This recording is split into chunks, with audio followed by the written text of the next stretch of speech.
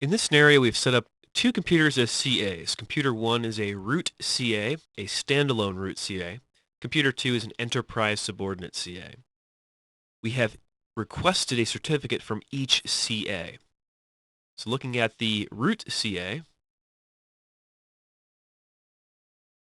we have issued a certificate here, certificate number 3. And on the subordinate CA, here's our enterprise subordinate CA. We've also issued a certificate there as well for EFS recovery, for a DRA certificate. What we're going to do now is revoke those certificates and watch what happens when we do the revocation. So let's jump back to the first CA, the root CA, standalone root. And for issued certificates, we have certificate number 3 here. All you have to do to revoke a certificate is right-click, all tasks, and revoke. That's it. Now when you revoke, they ask you for a reason code. Why was it revoked? You may revoke a certificate if the key of the certificate has been compromised, if that's certainly a reason to revoke a certificate. If the CA has been compromised, that is a drastic, bad thing to have happen. You don't want the CA compromised because then that would compromise all certificates issued by that CA. But if that's what happened, that's what happened. And there's other reasons here as well. We'll just say unspecified. And it should now appear in our revoked certificates folder. There we go. And the reason was unspecified. In some cases, you can right-click and choose to unrevoke the certificate.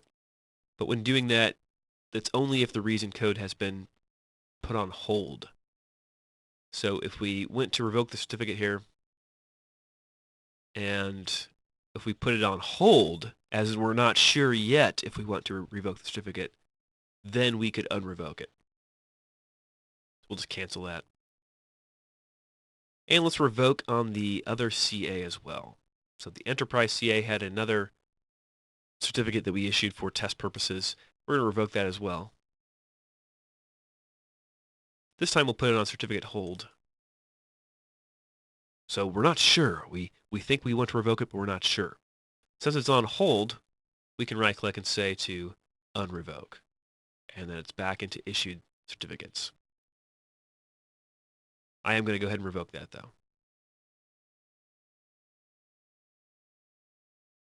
Okay, now once you revoke certificates, certificates that are revoked are published to the CRL, the Certificate Revocation List.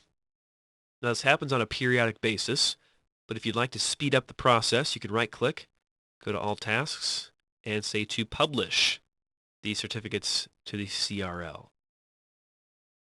Now in Windows 2003 CAs, we have an option of doing a full CRL or a Delta CRL.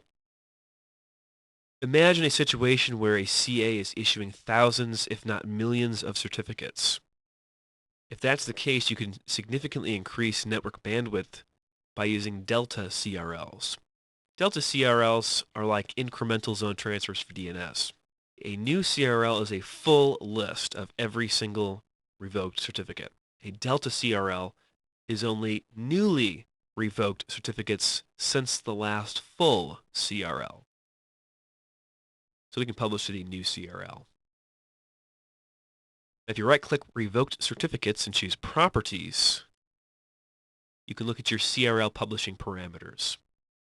So the full CRL publication interval is every week, whereas a Delta CRL is published every day.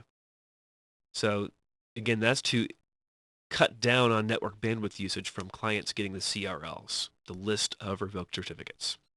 You can also, for backward compatibility, undo the Delta CRLs. And we can go to View CRLs.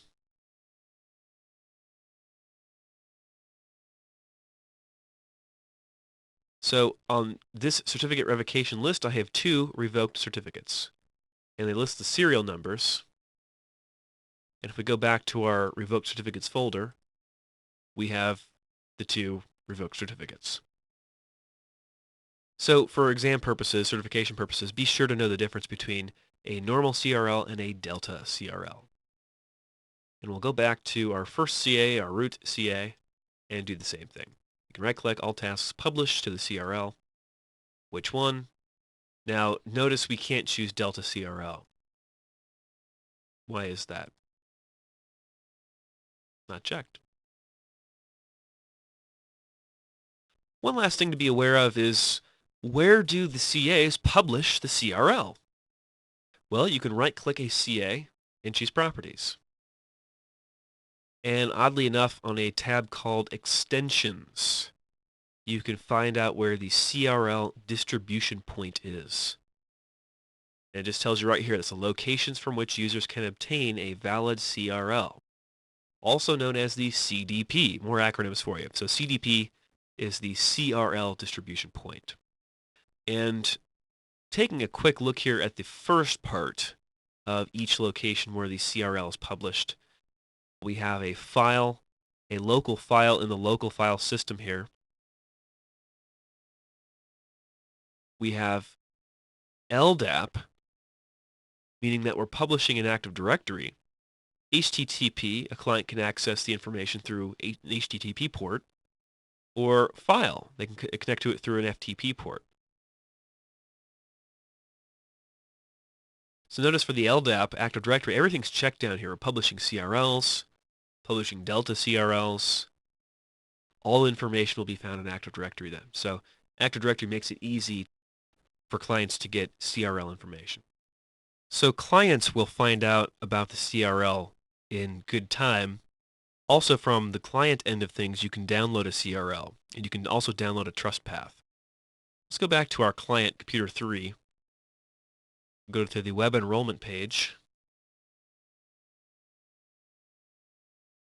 If you recall, on the web enrollment page, we have 3 tasks we can choose from. We can request a certificate, view the status of a pending request, or download a CA certificate, certificate chain, or CRL. So here are our options. We can trust certificates from the CA by installing this CA certificate chain. We can download the CA certificate, and we can also download the CRL. Let's go ahead and do all 3. Okay, so I saved a few files on the desktop there. Let's take a look. So this is the certificate for the subordinate CA. We can open that up. And there it is, Issue to Enterprise Subordinate CA from the root CA, certification path. There you go. So we downloaded a copy of the Enterprise Subordinate CA certificate. Also, we downloaded the CRL. We can open that as well. Look at the revocation list. There are the 2 certificates that have been revoked. And in addition, we can right-click and install the CRL.